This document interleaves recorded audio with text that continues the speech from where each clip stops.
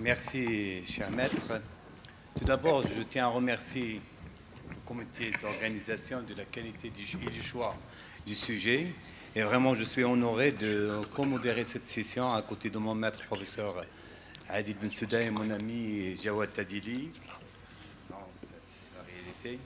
Et on va parler d'une question qui est très importante, c'est le monitorage du débit cardiaque dans les états de choc, au lieu obligation au luxe, qui va être animé par le professeur Xavier Monique, qui est professeur des universités en médecine intensive et réanimation, qui a plusieurs publications, plusieurs recommandations et qui est un expert en hémodynamique. Je vous la parole, professeur Xavier. Merci beaucoup. Chers amis, je vais d'abord dire mon très grand plaisir d'être avec vous aujourd'hui à Fès. Mon très grand honneur d'être invité à ce congrès. Je remercie beaucoup l'AMARF et en particulier son président pour son invitation qui me fait très plaisir. Et je déclare au début de cette présentation ma collaboration avec Pulsion et avec Baxter. En revanche, je ne remercie pas le comité d'organisation pour le titre de la lecture parce que c'est très difficile de répondre à cette question, monitoring du débit cardiaque, luxe ou obligation. Est-ce qu'il faut mesurer le débit cardiaque chez nos patients? Et c'est vrai que c'est une question difficile. C'est aussi une question très pratique. Imaginons par exemple un patient très commun, un choc septique sur une pneumonie au premier jour, la pipe est élevée, le rapport P sur F est bas et le patient est hypotendu. Et bien sûr, ce patient il va recevoir du fluide et de la noradrénaline. La question de savoir si oui ou non il faut mesurer le débit cardiaque, qui est une question, une fois encore, très pratique, en fait, ce n'est pas simple d'y répondre.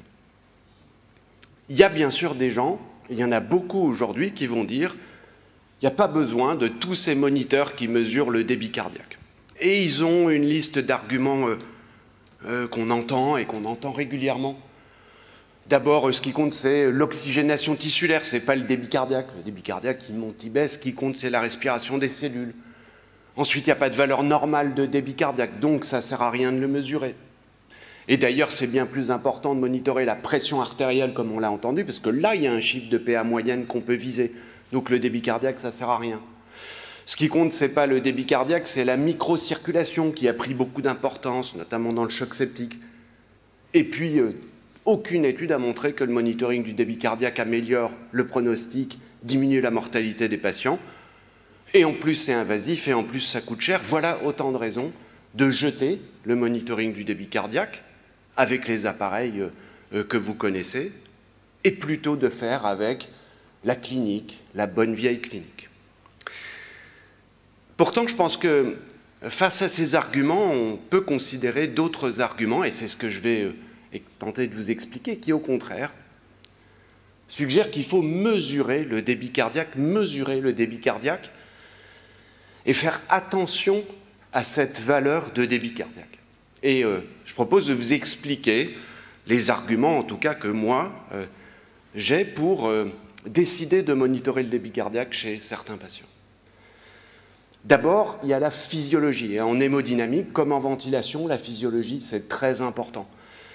Vous le savez, depuis le début de vos études en réanimation, ce qui détermine le transport artériel en oxygène, c'est le débit cardiaque, ce n'est pas la pression artérielle moyenne. Donc, bien sûr, c'est une valeur physiologique extrêmement importante dans les états de choc, et voilà sans doute une bonne raison de mesurer le débit cardiaque.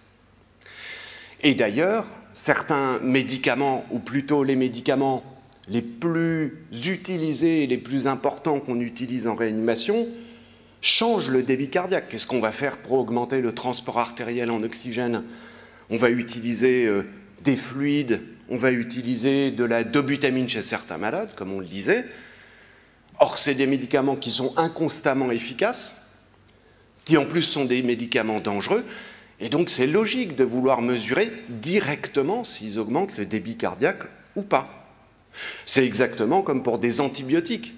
Vous êtes tous d'accord que quand on traite un patient avec des antibiotiques inconstamment efficaces et qui a des effets secondaires, on doit mesurer ces effets sur le syndrome inflammatoire, l'infection.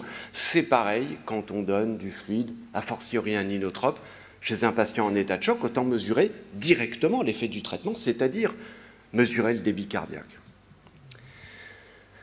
Troisième argument, et qui est assez fort, le débit cardiaque ne peut pas être estimé de façon fiable par le simple examen clinique. Parce que bien sûr, tous les détracteurs du monitoring du débit cardiaque disent ben moi je fais 100 et mes malades, ben finalement ils ne sont pas moins bien traités que les autres avec juste l'examen clinique. La peau, le temps de recoloration cutanée, les marbrures, peut-être la durèse ou la pression artérielle. Je n'ai pas besoin de monitorer le débit cardiaque pour savoir si ces malades s'améliorent ou pas. Or, ces arguments sont faux si on regarde précisément la littérature. Par exemple, dans cette étude, chez des malades qui avaient une vraie mesure du débit cardiaque avec un cathé artériel pulmonaire, les auteurs regardaient la valeur des symptômes cliniques, d'accord ? Cliniques, pour estimer le débit cardiaque. Regardez, la sensibilité est seulement de 50%, la moitié. Et c'était quand il y avait l'association de plusieurs anomalies cliniques, marbrure cutanée, etc. Une étude avec, là encore, un nombre encore plus important de patients. Est-ce que des signes cliniques permettent d'estimer le débit cardiaque? Ben, regardez, en fait, ça n'a de valeur que chez une minorité de patients.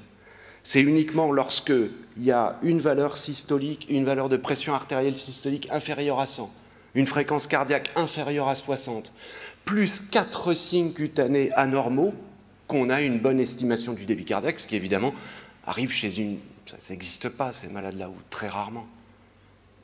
Donc l'examen clinique n'est pas fiable pour mesurer le débit cardiaque. Ah, il y a peut-être la pression artérielle, on vient de l'entendre, valeur physiologique extrêmement importante. Et vous êtes d'accord que si on n'utilise pas de mesure du débit cardiaque, ça veut dire qu'on va mesurer les effets des traitements avec quoi? Avec le scope, avec juste la pression artérielle. Et notamment la pression artérielle pulsée, dont on vient d'entendre, qu'elle est reliée au volume d'éjection systolique. Est-ce que c'est la même chose? Débit cardiaque et pression artérielle, notamment pulsée. Là encore, il suffit de revenir à la physiologie. Bien sûr, un déterminant de la pression artérielle périphérique, c'est le débit cardiaque, il n'y a pas de doute là-dessus. Mais ce qui est aussi évident, c'est qu'entre les deux, il y a le système artériel et ses propriétés, et notamment les résistances. Je veux dire par là que physiologiquement, si les résistances artérielles changent, la relation entre le débit cardiaque et la pression artérielle doit changer. Et dans ce cas-là, on ne peut plus se fier à la simple pression artérielle pour estimer le débit. Est-ce que quand les résistances artérielles changent, on peut se fier à la pression artérielle pour estimer le débit? C'est ce qu'on avait tenté, c'est la question à laquelle on avait tenté de répondre dans cette étude, très simple. Des malades qui reçoivent un remplissage, donc pas de changement des résistances à peu près, des malades chez qui on augmentait la dose de noradrénaline. Regardez. Chez les malades qui recevaient un remplissage, il y avait une relation entre la pression artérielle pulsée et le vrai index cardiaque en abscisse. Au demeurant, c'était une relation qui n'était pas très très bonne. Mais lorsqu'on changeait les résistances artérielles, c'est-à-dire lorsqu'on augmentait la dose de noradrénaline, il n'y avait plus de relation entre les changements de débit cardiaque et les changements de pression artérielle pulsée. Chez des malades qui ont un vasopresseur, qui ont des variations du tonus artériel, notamment au cours du choc septique, on ne peut pas se fier à la simple pression artérielle pour mesurer le débit cardiaque. Dans cette étude du groupe de Jean-Louis Vincent, la même chose, on donne un remplissage, on regarde les effets sur le débit et sur la pression. Il n'y avait même aucune relation entre les changements de pression et les changements de débit. Donc ça veut dire que je donne un remplissage vasculaire, 500 cc, je regarde les effets sur le scope, et en regardant la pression artérielle, j'ai aucune idée de ce que devient en fait le débit cardiaque. Alors que vous êtes d'accord, c'est ce qu'on cherche à faire quand on remplit un malade. Donc on ne peut pas faire, c'est pas vrai, avec la simple pression artérielle ou même avec les signes cliniques. Ensuite, c'est vrai que l'oxygénation tissulaire, genre le lactate, la SVO2, c'est très important. Mais c'est impossible d'interpréter une valeur de SVO2 ou même de lactate chez un malade sans savoir le débit cardiaque. Je vous donne juste un exemple. Un patient avec un choc septique, d'accord ? Il a une SVO2 à 70, un lactate à 3. Vous commencez de la dobutamine et 15 minutes plus tard, vous voulez savoir si c'est efficace. Là, vous ne pouvez pas vous servir de la SVO2 parce qu'il y a des troubles de l'extraction en oxygène, le lactate n'a pas eu le temps de changer. Et bien, pour savoir si la dobutamine a exercé un effet, j'ai besoin de mesurer directement le débit cardiaque. Et ça, c'est une proportion importante de nos patients. Et je vous rappelle que la SVO2 ou la SCVO2, elle est normale chez les 2/3 ou un peu plus des patients qui ont un état de choc septique. Donc on ne peut pas interpréter l'oxygénation tissulaire en clinique sans savoir la vraie valeur de débit cardiaque. Et puis il y a le grand argument des détracteurs qui disent qu'il n'y a aucune étude qui a montré que ça changeait le pronostic des patients aux soins intensifs. Et ça, c'est vrai. Il n'y a aucune étude qui ait comparé monitoring du débit versus pas de monitoring du débit et qui ait montré que quand on monitorait le débit cardiaque des patients, ils mouraient moins que les autres. Alors vous savez, il y a des études au bloc opératoire, ce n'est pas mon sujet aujourd'hui, et qui ont montré que quand on monitore les patients, ils ont moins de complications post-opératoires. En réanimation, il n'y a pas d'études positives sur la mortalité, c'est vrai. Mais à ça, j'oppose 3 arguments. D'abord, vous êtes d'accord avec moi que ces études, donc patients monitorés, patients pas monitorés, ne pouvaient être positives que s'il y avait un protocole thérapeutique attaché à l'usage d'un moniteur, si on disait aux gens ce qu'il fallait faire. Par exemple, il n'y a aucune étude qui testerait l'utilité de l'ECG en cardiologie si on ne disait pas aux gens, quand il y a un sus-décalage du segment ST, il faut faire une coronographie. Vous voyez, enfin, un protocole thérapeutique attaché à l'utilisation de l'outil diagnostique. Or ça n'a jamais été fait dans ces études-là. Toutes ces études qui sont négatives, il n'y avait pas de protocole thérapeutique qui était attaché à l'utilisation, ici en l'occurrence du cathéter artériel pulmonaire. Deuxième argument, de toute façon, aucune étude, je pense, n'arrivera jamais à montrer que monitorer le débit cardiaque en réanimation améliore la mortalité des patients. Pourquoi ? Parce que le protocole thérapeutique, justement, il est impossible à construire. On prend en compte, chez les malades compliqués, genre choc septique, beaucoup trop de variables pour qu'on puisse facilement construire un algorithme décisionnel. Si on essayait de le faire ici ensemble, on n'arriverait pas à se mettre d'accord. Parce qu'il y a plein de choses qu'on prend en compte, par exemple, pour donner un remplissage, pour donner de la dobutamine, on en parlait tout à l'heure. Et ça, c'est impossible à construire sur un arbre. C'est pas du tout pareil que, par exemple, pour la maladie coronaire. Là, il y a des études qui peuvent facilement démontrer un effet sur le pronostic, parce qu'il y a une lésion, une sténose coronaire, un traitement, la dilatation coronaire, après on peut tester les méthodes, et puis c'est une maladie assez simple. Il y a un syndrome clinique qui est le syndrome coronarien aigu. Le choc septique, c'est beaucoup plus compliqué, on ne pourra jamais construire une telle étude. Et puis troisièmement, de toute façon, est-ce qu'on a besoin d'essais cliniques qui montrent que monitorer les malades, ça change la mortalité? Mais moi, je ne crois pas. Vous savez qu'il y a des études qui ont testé si mesurer la SAT chez les malades au bloc opératoire changeait la mortalité. Eh bien, ces études sont négatives. Même les méta-analyses. Monitorer la SPO2 au bloc opératoire, ça ne change pas le pronostic. Moi, si je vais au bloc opératoire, j'aimerais bien que l'anesthésiste mesure la saturation en oxygène. Il n'y a aucune étude qui ait montré que l'échographie cardiaque en réanimation, ça change la mortalité. Que faire des ionogrammes en réanimation tous les jours, ça change la mortalité. Et pourtant, on le fait tous les jours. Pourquoi ? Parce qu'on sait que, même si ces études sur la mortalité n'existent pas, c'est tout simplement des choses qui permettent de savoir mieux l'état du malade, d'en savoir plus. Eh bien, moi, je n'ai pas besoin de ces études pour mesurer le débit cardiaque, surtout quand j'utilise des médicaments, une fois encore, qui changent le débit cardiaque. Pour savoir leur efficacité, par exemple le remplissage vasculaire, eh bien, j'ai besoin de mesurer directement le débit cardiaque, quelles que soient les études sur la mortalité. Donc, au total, il y a des arguments pour, qui peuvent être valables, il y a des arguments contre, et au total, est-ce qu'il faut faire plus ou moins de monitoring hémodynamique? Moi, je pense que oui, il faut garder ces outils de monitoring hémodynamique, pas chez tous les malades. chez les malades les plus sévères, ceux qui ont besoin d'une investigation complète. Par exemple, les malades en choc septique qui ne réagissent pas au remplissage vasculaire initial, qui ont des doses significatives de noradrénaline, pas chez tous les malades de réanimation. Ensuite, ne pas utiliser que le débit cardiaque, mais bien sûr mesurer les effets sur l'oxygénation tissulaire. Et je pense que notamment la SVO2, le lactate, on ne peut pas mesurer, interpréter une valeur de débit cardiaque sans ces variables-là. En d'autres termes, il faut interpréter le débit cardiaque intelligemment.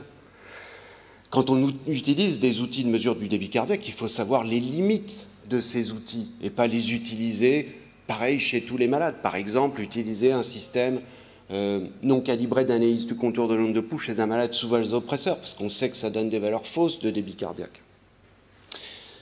Pas utiliser ces outils-là chez des malades chez qui c'est contre-indiqué. Par exemple, un PICO chez un malade qui a une artériopathie sévère, parce que là, il y a des complications qui apparaissent, et là, ça peut même aggraver le pronostic des patients.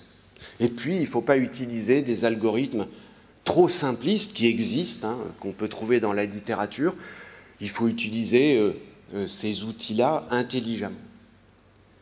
Au demeurant, c'est ce qui est recommandé hein, dans cette conférence de consensus de la Société européenne, qui date de 2014, il n'était pas conseillé de mesurer le débit cardiaque chez tous les malades, mais chez certains malades, les plus sévères.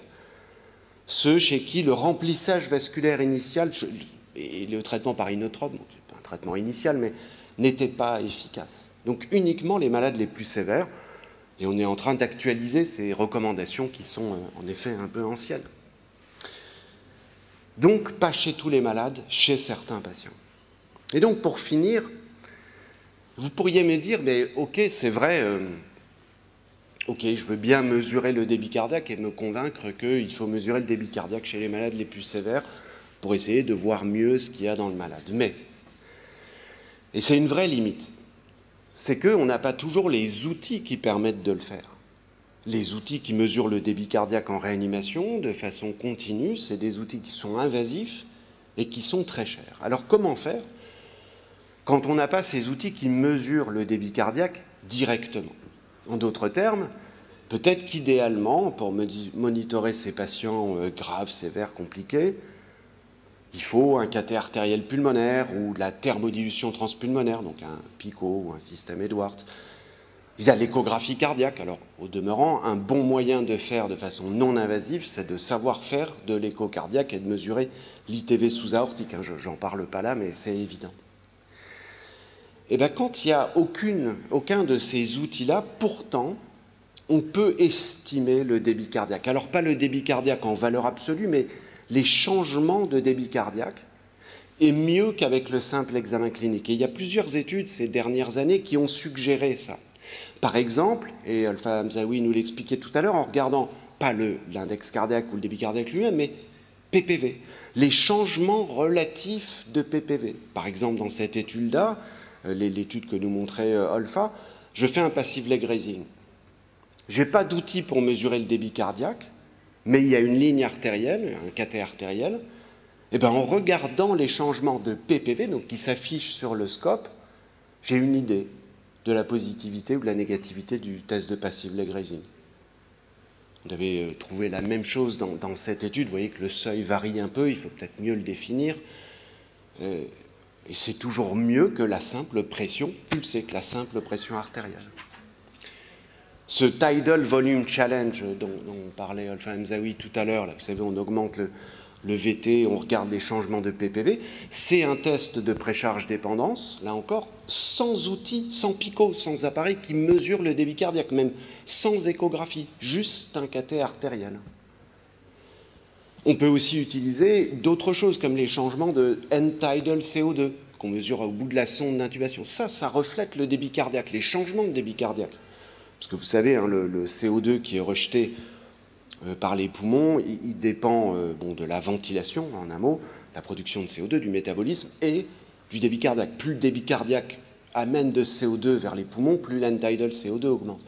Donc chez un malade qui est ventilé de façon très stable, donc complètement sédaté, et où le métabolisme ne change pas, donc sur genre 10 minutes, une demi-heure, les changements d'end-tidal CO2 reflètent les changements de débit cardiaque. Vous n'avez pas la valeur absolue, mais le delta. Dans cette étude ancienne, on avait montré ça avec Jean-Louis Teboul. Regardez, on augmente, on fait un passive leg raising, on donne un remplissage, l'end-tidal CO2 augmente. Pas besoin de mesurer le débit cardiaque. Et après ça, et ça faisait toujours mieux, je répète, que la simple pression artérielle. Et puis ça a été confirmé chez des patients, alors une fois encore, hein, qui sont complètement stabilisés. Enfin, on peut même regarder la saturation en oxygène, la SAT.